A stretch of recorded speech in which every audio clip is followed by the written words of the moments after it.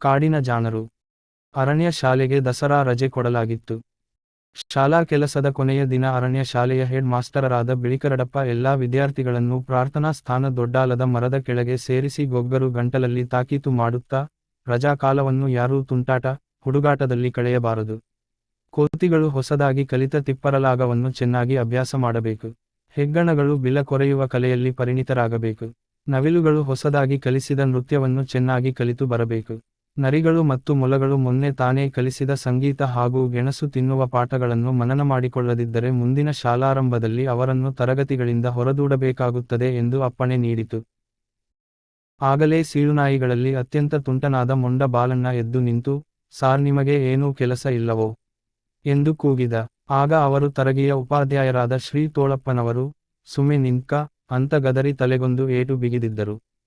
ಜಿಂಕೆಗಳ ತರಗತಿಯ ಉಪಾಧ್ಯಾಯಿನಿ ಕುಮಾರಿ ಹರಿಣಾಕ್ಷಿಯವರು ಮಾತ್ರ ತಮ್ಮ ತರಗತಿಯ ಮಕ್ಕಳು ಪಕ್ಕದ ಕಾಡಿಗೆ ಪಿಕ್ನಿಕ್ ಹೋಗುವ ಕಾರ್ಯಕ್ರಮ ಹಾಕಿಕೊಂಡಿರುವುದನ್ನು ಮೊದಲೇ ಹೇಮಾಶ್ರೀ ಬಿಳಿಕರಡೆಪ್ಪನವರಿಗೆ ತಿಳಿಸಿದ್ದರಿಂದ ಅವರಿಗೆ ಯಾವ ತಾಕೀತು ಕೂಡ ಇರಲಿಲ್ಲ.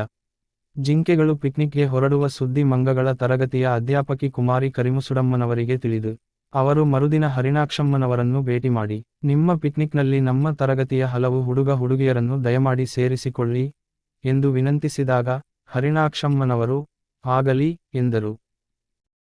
ಈ ಸಂಗತಿ ತಿಳಿದ ಕಾಡುಕೋಳಿಗಳ ತರಗತಿಯ ಅಧ್ಯಾಪಕ ಶ್ರೀ ಕೆಂಪುಜುಟ್ಟಪ್ಪನವರು ಮರುದಿನ ಹರಿಣಾಕ್ಷಿಯವರನ್ನು ಭೇಟಿ ಮಾಡಿ, ನೋಡಿ ನಮ್ಮ ಕಾಡುಕೋಳಿಗಳು ಯಾವ ತಂಟೆಯೂ ಮಾಡುವುದಿಲ್ಲ. ಅಲ್ಲದೆ ಜಿಂಕೆ ಕೋತಿಗಳು ಓಡುವ ದಾರಿಯಲ್ಲೇ ಹಿಂಬಾಲಿಸುತ್ತ ಬರುತ್ತವೆ. ಅಲ್ಲದೆ ಜೊತೆಗೆ ನಾನೂ ಬರುವುದರಿಂದ ಯಾವ ಗದ್ದಲವೂ ಆಗದು ಎಂದರು. ಹಿರಿಣಾಕ್ಷಮ್ಮನವರಿಗೆ ಚಂದ ಚಂದದ ಬಣ್ಣ ಬಣ್ಣದ ಕಾಡುಕೋಳಿಗಳು ಜೊತೆಗೆ ಇದ್ದರೆ ಪಿಕ್ನಿಕ್ನಿಗೆ ಕಳೆ ಬರುತ್ತದೆ. ಅಲ್ಲದೆ ಕೆಂಪುಜುಟ್ಟಪ್ಪನವರು ಒಳ್ಳೆಯ ಹಾಡುಗಾರರು. ಅವರು ಹಾಗೂ ತರಗತಿಯ ಕೋಳಿಗಳೂ ಬರಲಿ ಎಂದು ಅನ್ನಿಸಿತು. ಹಾಗಾಗಿ ಒಪ್ಪಿದರು. ಒಂದು ನಿಶ್ಚಿತ ದಿನ ನಸುಕಿಗೆ 16 ಜಿಂಕೆಗಳು, 6 ಕೋತಿಗಳು, 12 ಕಾಡುಕೋಳಿಗಳು ಹರಿಣಾಕ್ಷಮ್ಮನವರ ಮನೆ ಮುಂದೆ ಹಾಜರಾದವು. ಜೊತೆಗೆ ಕುಮಾರಿ ಕರಿಮುಸುಡಮ್ಮ, ಶ್ರೀ ಕೆಂಪುಜುಟ್ಟಪ್ಪನವರು ಠಾಕುಠೀಕಾಗಿ ಬಂದು ನಿಂತರು. ಎಲ್ಲರೂ ದೇವರ ಪ್ರಾರ್ಥನೆ ಮಾಡಿ ಹೊರಟರು. ಅವರು ಹೊರಟಿದ್ದು ಕೆಂಜಿಗನಮನೆ ಕಾಡಿಗೆ. ಮುಂದೆ ಮುಂದೆ ಸಾಗುವ, ನಾವು ಜೊತೆಗೆ ಹೋಗುವ, ಜಿಂಕೆ, ಕೋತಿ, ಕೋಳಿಗಳು ಒಂದುಗೂಡಿ ಹೋಗುವ ಎಂಬ ಹಾಡನ್ನು ಶ್ರೀ ಕೆಂಪು ಜುಟ್ಟಪ್ಪನವರು ಕೋಳಿ ರಾಗದಲ್ಲಿ ಹೇಳಿದರು. ಎಲ್ಲರೂ ಅದರಂತೆ ಹಾಡಿದರು. ಪಿಕ್ನಿಕ್ ಕೂಟ ಮುಂದೆ ಸಾಗಿತ್ತು. 6ನೇ ತರಗತಿ ಕೆಂಪುಮುಸುಡಿಯ ಗಡವ ಕೋತಿ ಮರಕ್ಕೆ ನೆಗೆಯುತ್ತಾ ಮುಂದೆ ದಾರಿ ತೋರಿಸುತ್ತಿತ್ತು. 3ನೇ ತರಗತಿಯ ಕಿರುಕೊಂಬಿನ ಜಿಂಕೆ ಅದು ತೋರಿಸಿದ ದಾರಿಯಲ್ಲಿ ಮುಂದೆ ಹೋಗಿ ತಿರುಗಿ ನೋಡುತ್ತಿತ್ತು. ಆ ರೀತಿ ನೋಡಿದರೆ ದಾರಿಯಲ್ಲಿ ಅಪಾಯವಿಲ್ಲ, ಮುಂದೆ ಬರಬಹುದು ಎಂದರ್ಥ. ಗುಂಪು ಸುಮಾರು ಅರ್ಧ ಮೈಲು ದೂರ ಹೋಗಿರಬಹುದು. ಅಷ್ಟರಲ್ಲಿ ಸರ ಸರ ಸರ ಎಂಬ ವಿಚಿತ್ರ ಸದ್ದು ಕೇಳಿಸಿತು. ಹರಿಣಾಕ್ಷಮ್ಮನ ಕಿವಿ ನಿಗುರಿ ನಿಂತಿತು. ಒಡನೆ ಕೆಂಪುಜುಟ್ಟಪ್ಪನವರಿಗೆ ಸಿಳ್ಳು ಹಾಕಿ ತಂಡವನ್ನು ನಿಲ್ಲುವಂತೆ ಸೂಚಿಸಲು ಹೇಳಿದರು. ಕೆಂಪುಜುಟ್ಟಪ್ಪನವರು ಕೊಕ್ಕೊಕ್ಕೊಕ್ ಎಂದು ವಿಚಿತ್ರವಾದ ಸ್ವರ ಮಾಡಿದರು.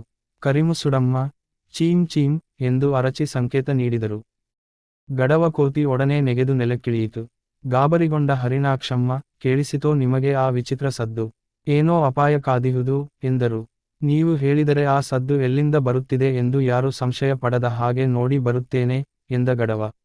ಬೇಡ, ನಾನೇ ನೋಡಿ ಬರುತ್ತೇನೆ ಎಂದರು ಕೆಂಪುಜುಟ್ಟಪ್ಪನವರು. ನೀವು ಬೇಡ ಸಾರ್, ಒಂದು ವೇಳೆ ಅದು ಮನುಷ್ಯರು ಮಾಡುವ ಸದ್ದಾದರೆ ಅವರ ಬಳಿ ಬಂದೂಕು ಇರುತ್ತದೆ. ನಿಮ್ಮನ್ನು ಖಂಡಿತ ಕೊಲ್ತಾರೆ, ನೀವು ಹಾರಲು ಸಾಧ್ಯವಿಲ್ಲ. ಗಡವನನ್ನಾದರೆ ಯಾರೂ ಕೊಲ್ಲಲಾರರು, ಅವನೇ ಹೋಗಲಿ ಎಂದರು ಕರಿಮುಸುಡಮ್ಮ.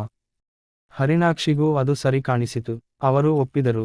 ಕರಿಮುಸುಡಮ್ಮ ಗಡವನನ್ನು ಹತ್ತಿರ ಕರೆದು ಕೆಲವು ಸಲಹೆ ನೀಡಿ ಕಳಿಸಿದರು. ಕಣ್ಣು ಮುಚ್ಚಿ ಬಿಡುವಷ್ಟರಲ್ಲಿ ಗಡವ ಮಾಯವಾದ. ಹೆದರಿದ ಜಿಂಕೆಗಳು ಒಂದರ ಹಿಂದೆ ಒಂದು ಒತ್ತೊತ್ತಿ ನಿಂತವು. ಕೋಳಿಗಳು ಪೊದರಿನ ಮರೆಯಲ್ಲಿ ತಲೆ ಮರೆಸಿಕೊಂಡವು. ಕೋತಿಗಳು ಆದಷ್ಟು ಎತ್ತರದ ಮರ ನೋಡಿ ಹತ್ತಿ ಕುಳಿತವು. ಭಾಗ 2 ಮುಂದುವರಿಯುತ್ತದೆ.